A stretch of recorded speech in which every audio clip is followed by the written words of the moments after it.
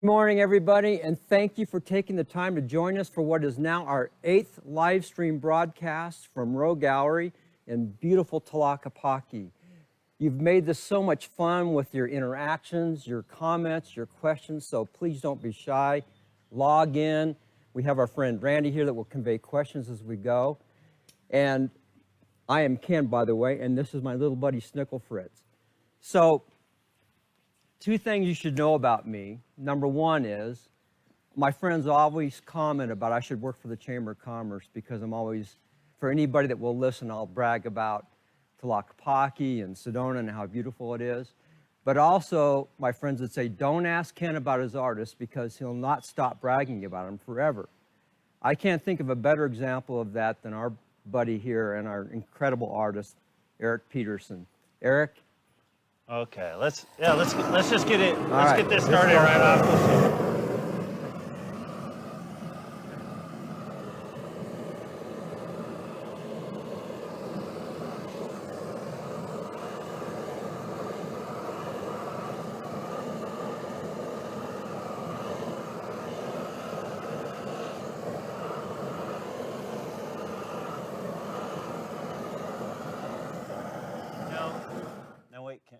Was I supposed to let you? What the heck are you doing?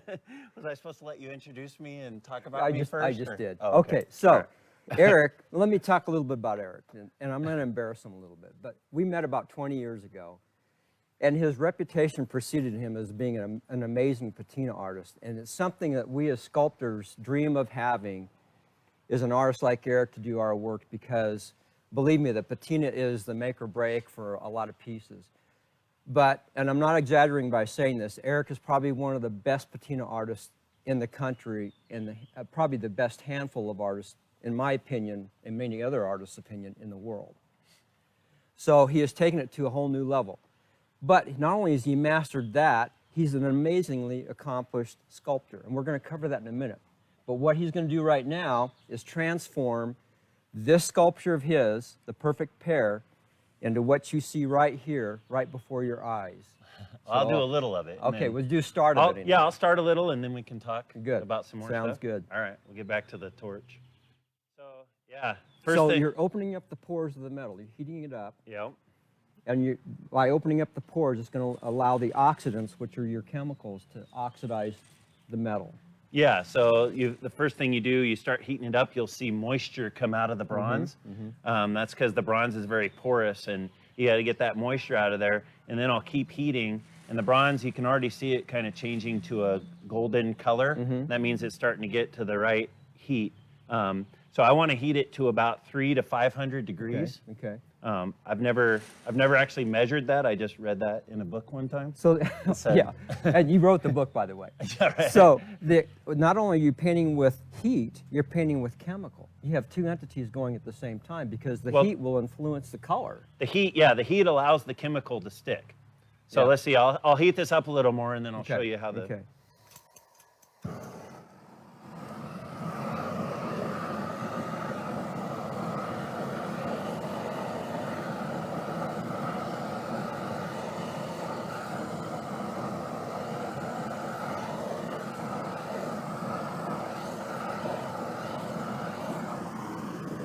Okay, now this isn't a real big piece, so if I keep heating, it's going to go over that 500 degree. But I can always see it turning some color just from the heat itself. Yeah, exactly.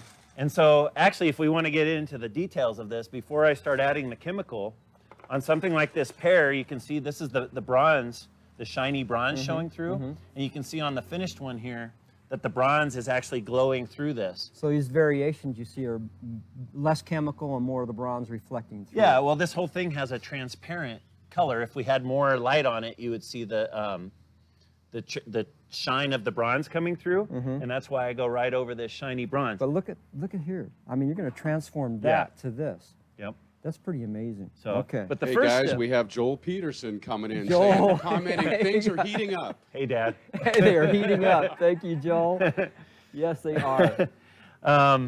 So because the heat kind of tarnishes the bronze, as you saw, and I want this to have a real glow to it, what I got here is this tool. I'm going to use this to shine the bronze up. This is an abrasive. Yeah, this is a Scotch-Brite pad. Okay. Now, when I first started doing patinas over 20 years ago, actually like 24 years ago, we didn't have this. We didn't have this idea. Did it by hand? Did it all by hand. I would take a Scotch-Brite pad and just burnish all the pieces by hand. My right arm, I looked like Popeye. I was Still do, by the way. yeah, right. But finally, I thought to myself, wait a second. If we attach this to a tool, I wouldn't have to work so hard.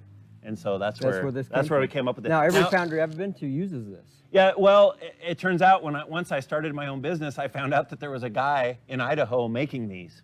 Oh, good. Company called Worldwide Abrasives, Yeah. and he makes them. But when I was just working at the foundry doing patinas, I didn't know about anything going on in the world. Yeah. That was before the internet, and so in my mind, I invented it, but Yeah, someone good. else did too. In so. our minds, too. Okay, here we go. So I'm gonna.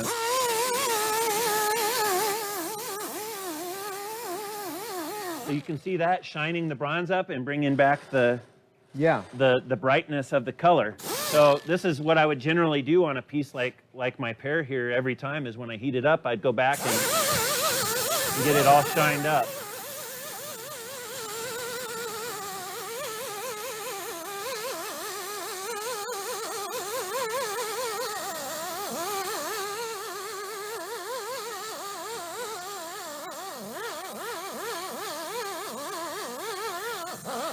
So this is bringing up the reflective quality that you're going to see through the transparent. Yep, chemicals. exactly. Gotcha. Yeah, and it's getting that surface all nice and even after the heating kind of tarnished it a bit. Mm-hmm. And you'll see I work on this piece. I start with the bottom, and then I do the little ladybugs and the stem later. And that's what we've Yeah. done here.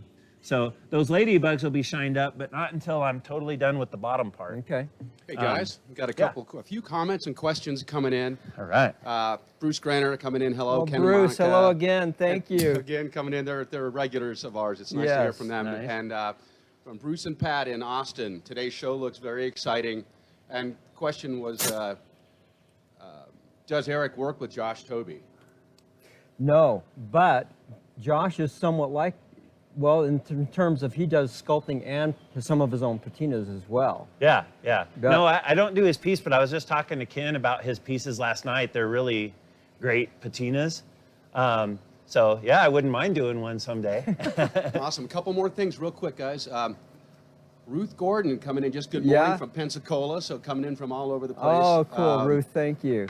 And just people, Terry Brayman, very interesting. Oh, Exclamation good. Points. So, some comments This is coming going in. to be magic. You guys are going to love what happens here. Okay. All right, so once I've got that all shined up, now I'm gonna switch to a smaller torch. See, this little thing is called the striker, and that's how I get it started. Although I'm usually at work, I have my main guy, Stan, that helps me with things, and I can never remember the name of anything, but he always knows what I want. So I go, Stan, I use the chicka chicka is what I, and he brings me tons of them because I basically lose them constantly. I brought 3 even for today because I figured I'd lose one. Here, I'll be Stan for Yeah, you. here. Yeah, Okay, you be chicka chicka. chicka Now I chicka. know. All right. All right, so we'll go to the little torch. Can you still hear me with that going? Yeah, a little bit. All right, so we heated it all up with the big torch, got it all burnished and nice. Now I could take an airbrush and how about after this, Ken, we'll talk about the chemicals in here. Sure, But yeah. I'll show a little bit. So I can take this airbrush, and normally I might be wearing a mask like this. I've been using this more to go to Walmart lately than patinas, but all right, okay, so you can hear me, I won't wear it. Now watch this when I spray. You can see this chemical just automatically start to change the bronze. Wow, that's amazing. So that's a nice coat on there already. But you can see we're looking for a textural quality. This is where I'm going to take a real strong version of this ferric nitrate chemical and start putting it on like this. Make it where you guys can see it. It's kind of an unusual technique on this pear. It's basically the only piece that I use this technique on. But I start by putting this on very strong over the whole thing. Now, as you apply that, Eric, that is burned into the surface. Yes. Yeah.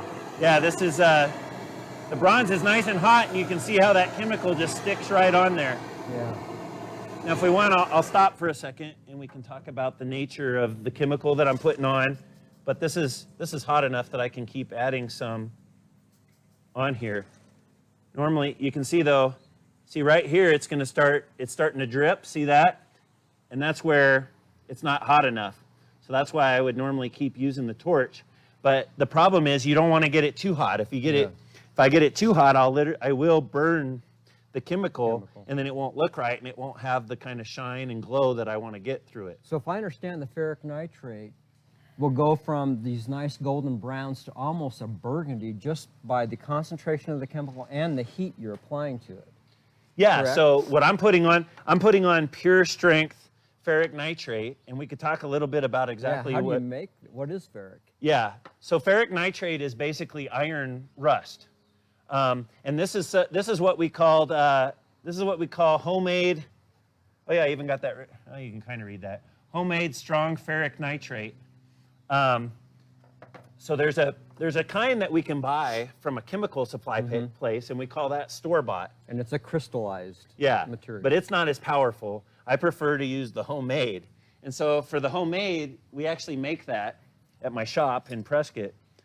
So this would be an example of how we do that is we'll take a jar like this and we put nails in it, pour nitric acid in, and then there's a time period you have to wait. It causes a little explosion.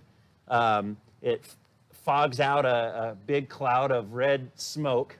I'd do that here, but this is actually kind of dangerous. Yeah. So you really got to wear a mask for that and everything. And basically what it does is the chemical ends up kind of melting the nails and making pure rust. And then we let it sit for just the right amount of time, strain it, and that's where we come up with this strong ferric nitrate. Here's what the nails look like. I have to after. say, with a friend of mine here, an engineer, would say, what could possibly go wrong? Nitric acid and nitric nails acid. Well, look, and a small explosion. Here's what the nails look Is that what I heard? Yes. Okay, there you go. This is what the nails look like after. Hey, Eric and Ken both. Yeah. Speaking of your shop and working out of your shop, we've got Rick and Sandy. They said they got the opportunity to spend an afternoon with Eric at his foundry in Prescott. Good. When he was preparing to work on the patina on Ken's Eagle Glory. Oh yes, yeah. What an education it was. And they wanted a special patina on the head, if I'm not mistaken. Oh yes, that's right. Yeah. We did a Familiar, special so, patina. Yeah. Lily Lauren coming in. Hi, Ken. Yeah, Lily from hi. Fountain Hills. Yes. And that's kind of it for right now. Oh, that's But so I thought much that was a fun to great have you comment guys from those folks that interact. work, with you and your shop. So Oh, we love having All that right. interaction and the questions. So. Yeah, I specifically remember they wanted their eagle. They wanted the eagle to look a little more lifelike. So they wanted the head to be a white color Instead of a silvery. Yeah, normally we use a silver and it has kind of a metal shine to it, but they wanted theirs more realistic. So for that, I actually used this chemical that I have right here. This is called titanium dioxide. I'll just do a little side track here. I'm gonna put a little of this on my pear. Let's see here. So there you go. This is called titanium dioxide, and you can see if I put that on real strong. So that's actually what I used on Rick and Sandy's eagle head there. Now you say, well, geez, you just ruined your pear patina, but all I'll do is grab my my little tool back here. Let's see, switch out. I gotta switch back to this, and I can take that right off.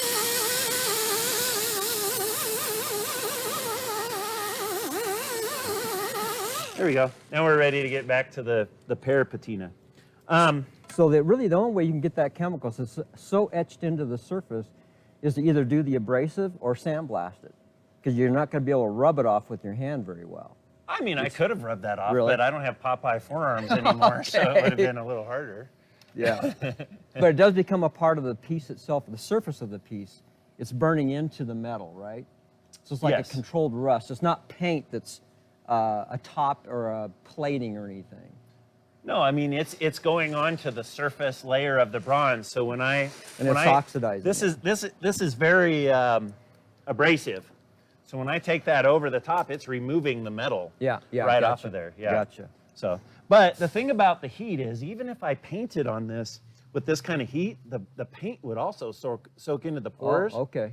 Believe it or not, the paint with the binder and the gumminess in it would be even harder to get off.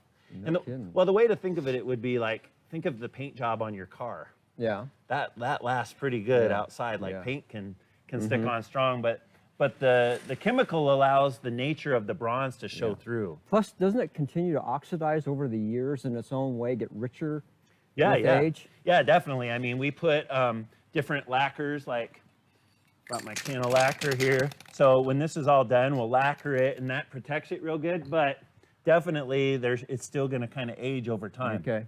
One way that I've figured to kind of stop that pretty well, though, is I rinse with water. Okay. Every time the patina's done, I'll rinse it with water, and that neutralizes the chemical. chemical. Yeah. Okay. There Then are we're a couple talking more nitric comments, acid. guys, that I wanted. The one I Good, thought please. was awesome. Sherry Kafea, I think might be the name. Very cool, she says. Barbara Alexander. Yeah. How cool, fabulous. And then Melissa with Nell. This is kick-ass. Thank you. All right, we love it. That describes Erik pretty well. Wait, Yeah. let me put my fancy seat cover back on. This is normally, I mean, it's a dirty job, but yeah, this is how I keep my shop with nice drapery and Yeah. just kidding. And his patina pants that are for sale. Oh yeah. Yeah, there you go. Yeah, if anybody wants to buy these after $200, it's a bargain. Really? You can see this is where I, when I have too much chemical on my brush, this is kind of where I go to wipe it off. So I'll be working on something and then like that.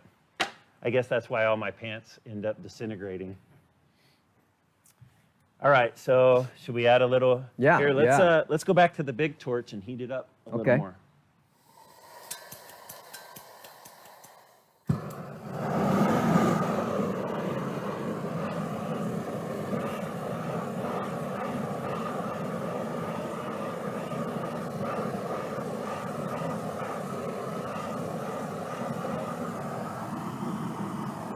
Now, I'll be honest with you guys. I probably shouldn't keep heating it with this. It's definitely getting hot, but I just want to keep playing with the big torch for you. Well, I don't know if you can see it on camera, but just you're heating up just now. Turn this a darker red. Yeah. Yeah. Yep. And that's the chemical oxidizing. Yeah, well, I could turn this chemical, this ferric nitrate that I put on there, if I kept heating that, I could turn it almost black. Really? Yeah. Okay. But that's kind of what you were saying is that you've got these different strengths of the chemicals, and this ferric nitrate we make can make anything from a light golden, like you see where I sprayed it on. Yes. And then when it's put on super strong, the deep red. Beautiful. So that's where, and this chemical is one of the main chemicals you see for bronzes. Yeah. Now, in combination with, I would say there's three main looks for traditional bronze, and they would come from liver of sulfur, ferric nitrate, and cupric nitrate, Okay. which makes green. I'm not going to be using that on this, but this is the liver of sulfur, and this is something that I will be using on this piece on the stem. Let me see here. So the liver of sulfur kind of gives it an antiquing effect, a dark. Well, yeah, when Yeah. you think of a traditional bronze, you think of kind of dark in the cracks, and Yeah. and you think of bronze as being brown. But now you guys all know that bronze is actually this color right here when it's bare.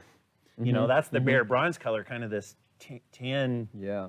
color. Yeah. Here's the quail. Hand me one of those eggs. Basically, that's high polished bronze right there. So that's the actual color of bronze. But this dark brown color that you think of being bronze is done by adding the liver of sulfur. So I'm going to take some liver of sulfur here and put it on the stem just to show you. Now look at that. You need a close-up of that? See how that's turning it black? And it is steaming as you're putting it on there, Yeah. so it's hot.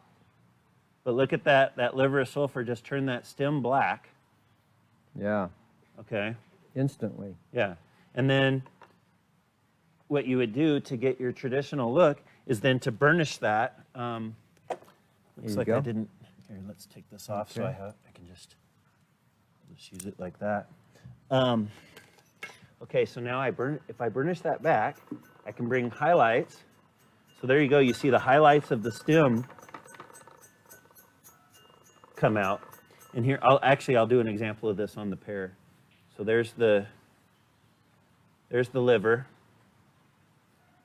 And when it's this hot, it really turns it dark yeah, easily. Boy, say. Now the pear is kind of smooth, so it doesn't exactly give the classic look, but Eric, Kim Yep. Corey weighing in saying she'll give you $35 for your pants. but yet she complains when I want to charge her $35 more for a patina. Well, throw in the pants next time. Yeah. Thanks, Kim. Yeah. So will that come off? Well, You have to really burnish it. I'll have to wheel that off Yeah, to get yeah. back to my old look. But you can see that that's starting to get that look. Now look, if I spray, okay, I don't have the greatest setup here. Let's, there we go. Yeah, Ken's a good Yeah, assistant. so I know what the... I told Ken that I could have him being 90% as good at me at patinas in about 1 month. That's the kind of talent this guy has. no. Yeah. It's I don't taken me think so. 20-something years. Okay, so watch this. So I've got that turned black. I burnished it. Now if I spray a little of this ferric nitrate over it, now check that out. See, that's what people think of as your traditional bronze color. It's just that easy. And I'll put a little on the stem. Well, easy for you, maybe. Well, that part.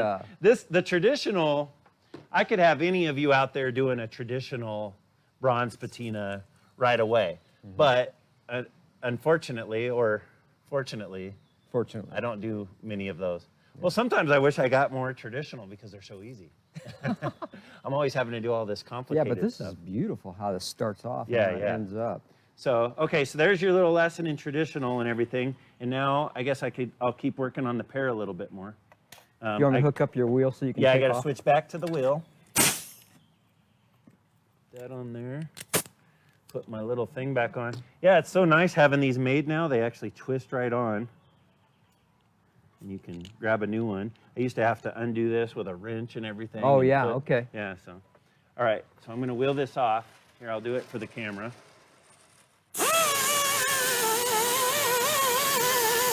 Now, see, one thing is interesting. You can actually still see the black kind of in the cracks. So if I wanted that kind of look, You'd leave you it could just see like that. I could leave it like that, but I And want it turn all it on. And look how difficult. See, that liver of sulfur is really stuck in there. Burned in there. It's really burned in there, so that's hard to get off. Let me turn it this way. See what I'm doing.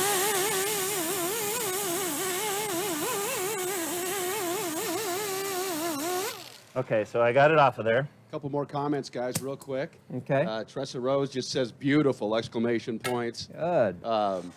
Louise just says awesome, wish I was there. Greetings from Massachusetts. All right. And another gal, Carol, just coming in from California, loves it. So people are just really digging it. Good. We love All it. right. Okay, let me cover some more of this pear.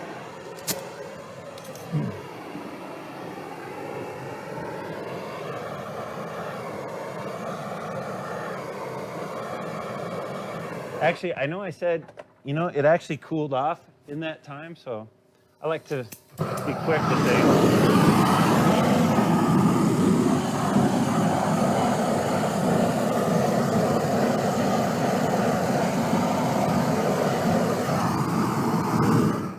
All Well, it right, didn't take now it's long. hot. Yeah. Switch back to this.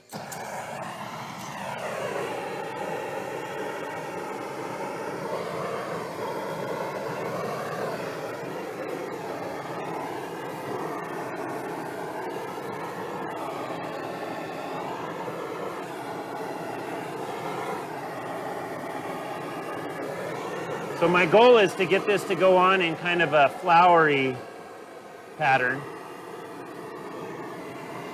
But really, I'm just trying to cover the whole thing. So I'm just going to keep working it around and you'll see it.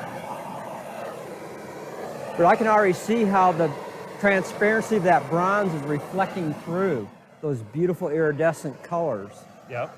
being that what you're applying is somewhat transparent. Well, I use a special technique on this where I cover it a lot more than you would think I would. Okay. And then I actually remove some of it. Is that how you get these variegations? Yeah.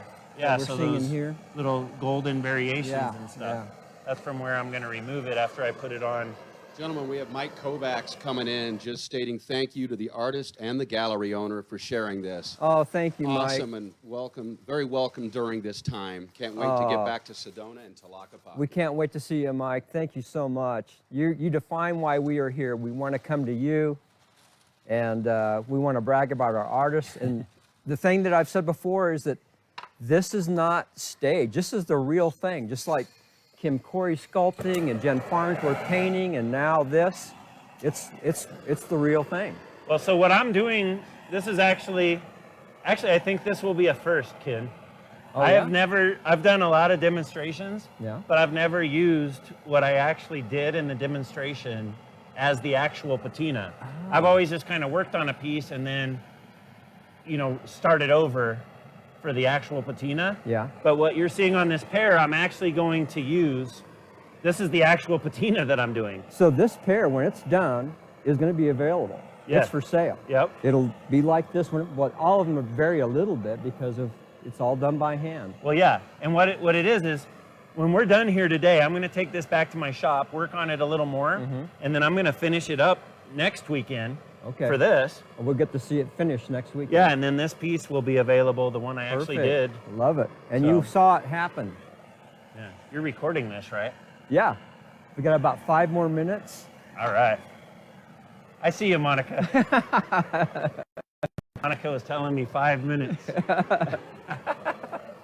I thought she was waving. All right. The least we can do is get this thing covered because It's covered, and then I want to talk quickly about your pieces we have here too. yeah, let's, basically this shows you, and I'm just going to show you real quick what I'm going to do to this. Eric, we have a gentleman with a really pertinent question here I wanted to relay to you while you have a few more minutes. Rick Okay. Ricketts. Eric, if you have time to talk some about how you have to disassemble larger pieces to create the bronze and then reassemble them. Well, yeah, so when you're working on something that's large, it gets molded and then it has to get cast in pieces. So it's made in multiple molds, and then we basically make panels. So say something was life-size, it would be cast in panels in bronze, and we would receive, say, those panels at my shop, and they all have to be welded together. And things don't exactly always fit together perfectly, so it takes sledgehammers and pulleys and this and that to make something come together, like Ken's antelope out front here at the gallery, people probably familiar with. Yeah, that was cast in many pieces that we had to weld together, and then you have to grind and retexture, match Ken's texture, all to get the finished product. And we're going to cover that too as we track the lion going through the casting process. So next weekend on the lion, we're going to kind of do an overview of the progress I've made. Then probably the week after, we're going to go to the mold maker. So you'll see that entire process as we complete the lion. Okay, I'm going to do a little something what are you here real doing? quick. This is my... Okay, now Wow. that shows you how I'm going to bring back. And then you're going to go over that too now. You can see with the water, you'll see how this...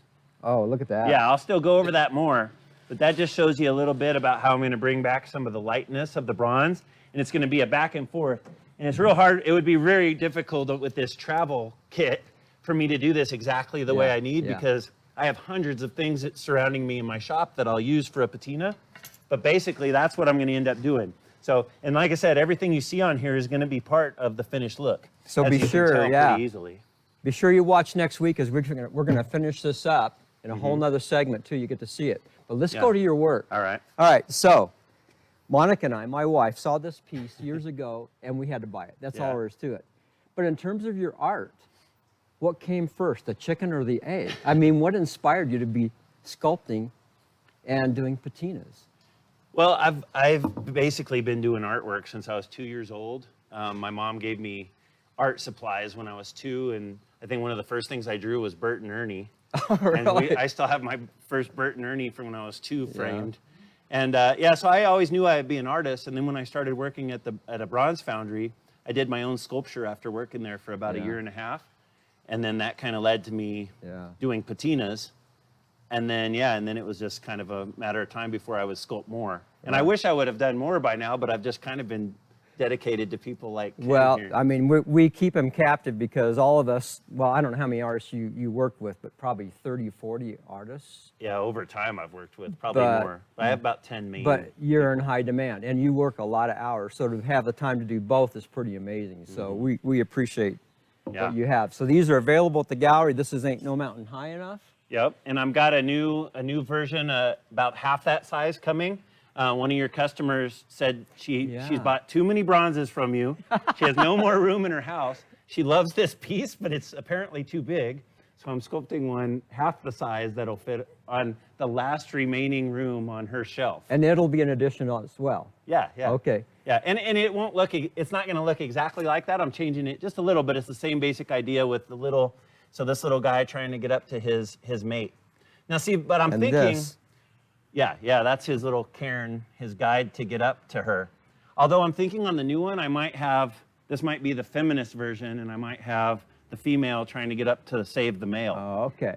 So good. That's Whatever you do A will couple be more great. final things here, guys, real quick that I wanted to Okay. get in here. From Terry Brayman, thank you from Savannah, Georgia. All right. Catherine Demon, thanking Ken for bringing this to us. Thank you very much, you're Ken. welcome. let me show one more thing here.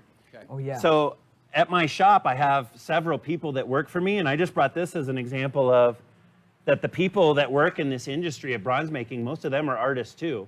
And so Kristen, who works for me and helps me with patinas, this is her piece, and this just shows you the kind of stuff that the people behind the scenes are making. So this is kind of a wild little deal that she sculpted.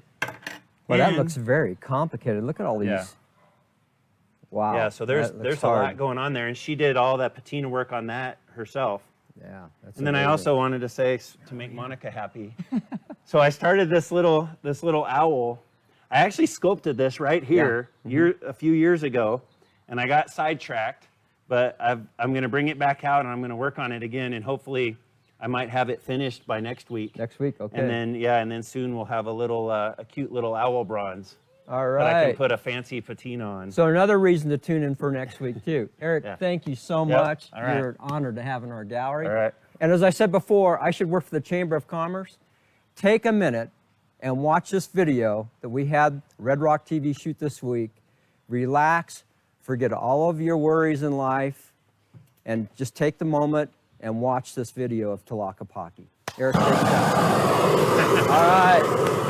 Thank you.